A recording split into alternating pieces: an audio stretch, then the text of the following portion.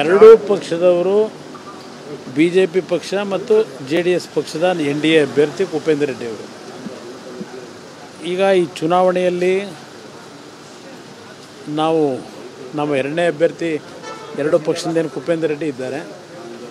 ಅವರ ಒಂದು ಚುನಾವಣೆಯಲ್ಲಿ ಗೆಲ್ತಕ್ಕಂಥ ನಿಟ್ಟಿನಲ್ಲಿ ಈಗಾಗಲೇ ನಾವು ಆತ್ಮಸಾಕ್ಷಿಯ ಮತವನ್ನು ನಮ್ಮ ಶಾಸಕ ಮಿತ್ರರುಗಳು ಯಾವುದೇ ಪಕ್ಷದವರಿರಲಿ ಆತ್ಮಸಾಕ್ಷಿಯ ಮತದಾನವನ್ನು ಮಾಡ್ತಕ್ಕಂಥದ್ದೇನು ಮನವಿ ಮಾಡಿದ್ದೇವೆ. ಇವತ್ತಿನ ಬಜೆಟ್ ನೋಡಿದಾಗ ಬಹುಶಃ ಪಕ್ಷಭೇದ ಮರೆತು ಎಲ್ಲರಲ್ಲೂ ನಿರಾಸೆ ಇದೆ. ಸರ್, ಈಗ ಕುಮಾರಸ್ವಾಮಿ ಅವರಿಗೆ ಯಾವುದು ಅಸಾಧ್ಯ ಅಲ್ಲ ಸರ್, ಟೆಕ್ನಿಕಲಿ ಪಾಸಿಬಲ್ ಇಲ್ಲ ಆಗುತ್ತಾ ಅಂತ, ಸಾಧ್ಯ ಆಗುತ್ತಾ ಅಂತ ಹೇಳಿ. ಈಗ ಸಂಖ್ಯಾಬಲ ಇಲ್ಲಿ ಚರ್ಚೆಗಿಂತ ಹೆಚ್ಚಾಗಿ ಈಗ ನೋಡಿ ನಾವು 2 ಬಾರಿ ಪೆಟ್ಟು ತಿಂದಿದ್ದೇವೆ, ಗೊತ್ತಿದೆ ನನಗೆ. Zubair Sharif mobile repair business ನಲ್ಲಿ ತಿಂಗಳಿಗೆ 6 ಲಕ್ಷ ಗಳಿಸ್ತಿದ್ದಾರೆ. ನೀವು ಕೂಡ ಅವರಿಂದ ಕಲಿಬೇಕಾ? ಅವ್ರ ಜೊತೆ ವಿಡಿಯೋ ಕಾಲ್ ನಲ್ಲಿ ಮಾತಾಡಬೇಕಾ? ಈಗಲೇ ಫ್ರೀಡಮ್ ಆಪ್ ಡೌನ್ಲೋಡ್ ಮಾಡಿ. ನಮ್ಮಲ್ಲಿ 7 ಜನ ಮತದಾನ ಮಾಡ್ತಕ್ಕಂಥದ್ದೇನಿತ್ತು, 7 ಜನವನ್ನು ಕಾಂಗ್ರೆಸ್ನಲ್ಲಿ ಆಗಿನ ಸರ್ಕಾರದಲ್ಲಿ ನಮ್ಮಿಂದ ವಿರುದ್ಧ ಮತದಾನ ಹಾಕಿಸ್ತಕ್ಕಂಥದ್ದು ನಡೆದು ಹೋಗಿದೆ.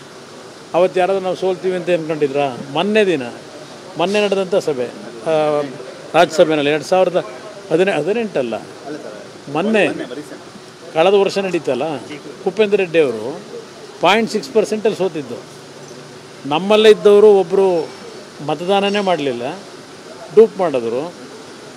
ನಾನು ಯಾರಿಗೂ ಹಾಕಿಲ್ಲ ಅಂತೇಳಿ ಇದನ್ನು ಪ್ರೆಸ್ ಮಾಡ್ಕೊಂಡು ಓಟ್ ಹಾಕಿದ್ದೆ ಯಾರಿಗೂ, ಆದರೆ ನಾನು ಮತದಾನ ಮಾಡಲಿಲ್ಲ, ಖಾಲಿ ಇದನ್ನು ಹಾಕಿದ್ದೀನಿ ಅಂತೇಳಿ ಡ್ರಾಮಾ ಮಾಡ್ಕೊಂಡ್ರು. ಒಂದು ಓಟ್ ಹೋಯ್ತಲ್ಲಿ, ಇನ್ನೊಬ್ಬರು ನೇರವಾಗಿ ಹಾಕಿದ್ರು. ಇದರಲ್ಲಿ ನಿಮ್ಮ ಓಪನ್ ಬ್ಯಾಲೆಟ್ ಇದ್ದರು. ನಡೆದಿರ್ತಕ್ಕಂಥ 2 ಘಟನೆ ಈ ರಾಜ್ಯದಲ್ಲಿ ನಡೆದಿರೋದು ನೋಡಿದ್ದೀರಿ ನೀವು. ಹಲವಾರು ಸಂದರ್ಭದಲ್ಲಿ ಏನೋ ಒಂದು ಅಡ್ಡ ಮತದಾನ ಆಗಿರ್ತಕ್ಕಂಥದ್ದೇನಿದೆ, ಯಾವುದು ಅಸಾಧ್ಯ ಏನಿಲ್ಲ. ಎರಡೂ ಘಟನೆಗೆ ಉತ್ತರ ಕೊಡ್ತಾರಾ ಅಂತ ಕುಮಾರಸ್ವಾಮಿ ಈ ಬಾರಿ ಮಾಡ್ತೀರಾ ಅಂತ? ಅದು ಭಗವಂತನ ಕೈಲಿರೋದು, ಭಗವಂತನ ಕೈಲಿರೋದು. ಕಾಂಗ್ರೆಸ್ನವರು ರೆಸಾರ್ಟ್ಗೆ ಹೋಗೋದಕ್ಕೆ ತಯಾರಿ ಮಾಡ್ಕೊಳ್ತಾ ಇದ್ದಾರೆ ಸರ್. ಇಲ್ಲ, ಮಾಡ್ತಾ ಹೋಗಲೇಬೇಕಲ್ಲ. ಅವ್ರ ಪಕ್ಷದ ಅಭ್ಯರ್ಥಿ ಹಿಡಿದಿಡ್ಕೋಬೇಕು, ಶಾಸಕರನ್ನ ಅವರು ಮಾಡ್ತಾರೆ, ಪ್ರಯತ್ನ ಪಡ್ತೀವಿ ಅಷ್ಟೇ.